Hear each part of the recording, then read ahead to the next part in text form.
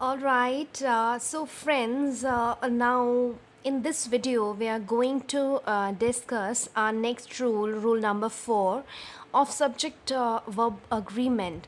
So now, this rule says, as I have written here, when two subjects, when two things denote to one idea, all right, one idea.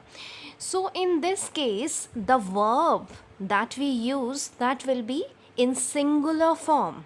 Okay, that will be singular form, and I hope you remember what a singular form of verb is. Yes, that is when we use s or es with it, right? Like I can say dances or sings or reads, right? So that is singular form of verb. Okay, all right.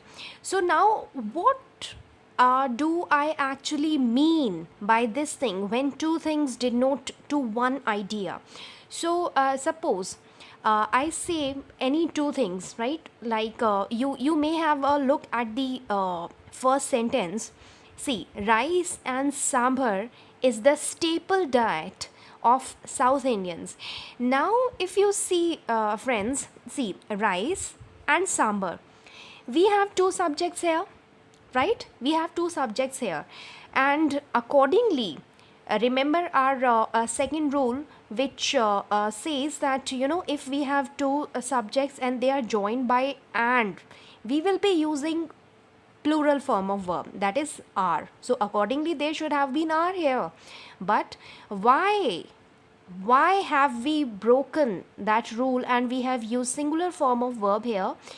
Because if you see rice and sambar, there may be two things in the sentence, but actually if you read the whole sentence and if you try to understand in what context it has been used here, so you will realize rice and sambar together, they are they are making a meal together, all right. Now staple is what? Staple is the part of diet which is consumed on daily basis, right? So rice and sambar is the staple diet of South Indian. So now they are talking about the diet of South Indians, and these two things are consumed together there, right?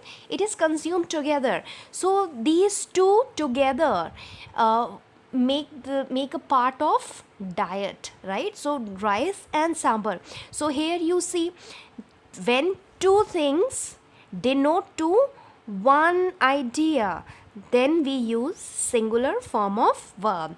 I hope it's clear to you now. Let's have a look at the second sentence now. Horse and carriage. Okay, I missed the verb here. Horse and carriage is at the gate.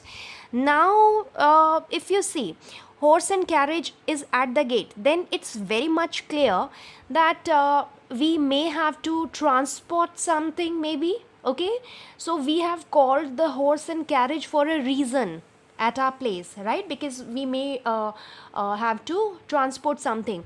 So can we have horse alone for this purpose? No. We need carriage also with it, right? And to transport, to carry it, we need a horse as well. So here also we need both the things together, not alone, right? So that means two things denoting to one idea. So that is why horse and carriage together, okay, is at the gate. Okay. I'm sorry. Now third one is bread and butter are available at the store. Now if you see here, I have used are here, that is a plural form of verb, right? Now why did I use plural form of verb here? Now see beta, or students, actually I'm habitual of teaching my students, that's why no problem.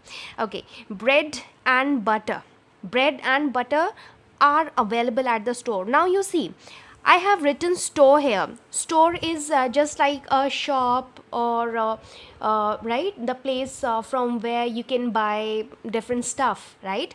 Now, at the store, there are multiple things available. There are different things. You can buy anything from there, right? You can buy anything from there. So it's not necessary that only bread and butter will be available there. No, that is not important, right? So there are many other things than bread and butter. So here we do not necessarily mean that these two things together will be available at the store. There are many other things, right? So that is why I have used are here. But remember, if I say bread and butter is available for the breakfast today.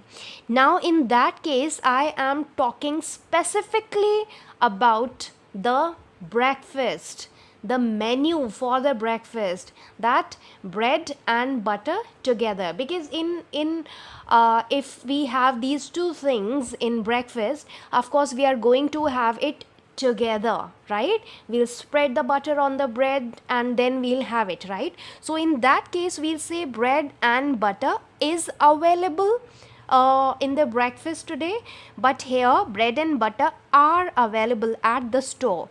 Okay, I hope it makes sense. Okay, now next one is rajma and rice is my favorite food. Now here, when I talk about my favorite food, right? So, and if I'm talking about rajma and rice, can I do that, first I'll have all the rice, I'll finish all the rice, and then I'll start with the rajma? That sounds really funny, right? So, if I'm talking about rajma and rice, then it's very obvious that I'm going to mix the two and then I relish my food, right? So here, though there are two subjects, but actually they are denoting to one idea, that is my favorite food. All right, so they are denoting to one idea. So I hope it's clear to you now. So basically it says when we have two things but they are denoting to one single idea, then we will use singular verb with it. And you also have to remember that if they are not denoting to one single idea, then of course we will go by the plural form of verb. So I hope it's clear to you. So we'll be talking about our next rule in the next video. Till then, take care. Bye bye.